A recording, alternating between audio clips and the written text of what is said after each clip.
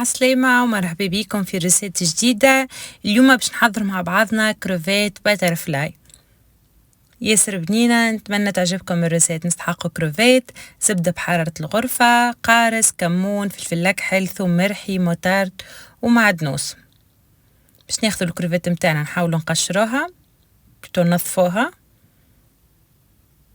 باش نحلوها بالكدا لين تولي كيف ما الكتاب محلولة كيما قاعدين تشوفوا فيها.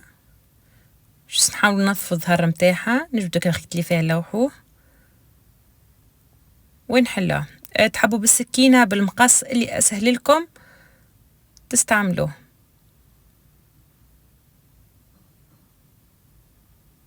باش ننظفوها الكلها. الرسات هذه نجم نقدموها مع روس أصفر على جنب ولا مقارونة بيضة ولا أي حاجة يحبذ بالروس. باش ناخذوا الزبدة متاعنا، باش نحطوا فيها مغرفة صغيرة موتارد، مغرفة صغيرة معدنوس، ثوم مرحي بالكدا، فلفل أكحل، كمون وقارص. باش نفوحوا الكروفيت متاعنا بشوية ملح وشوية فلفل أكحل صغيرة.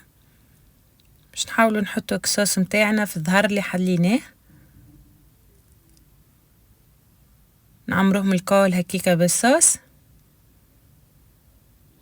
حسيلوا على قد ما كليت سي فود كيف ما البنة متاع الكروفيت هذه ما ذقتها ياسر ياسر ياسر بنينة، والصوص اللي باش تحضر معاها ياسر بنة على بنة.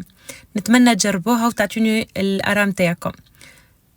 بعد ما عمرناهم الكل كيف ما تشوفوا، باش نحطوا مقلة سخونة على الغاز فيها شوية زيت، نحاولوا نقليهم، نطيبوهم على كل جهة تقريبا دقيقتين.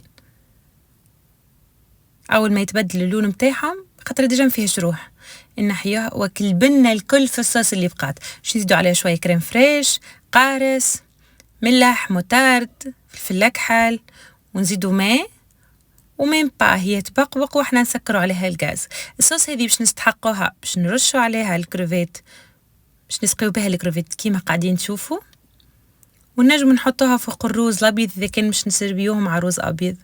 حسيلو بنة فيها ياسر ما نحكي لكمش عليها.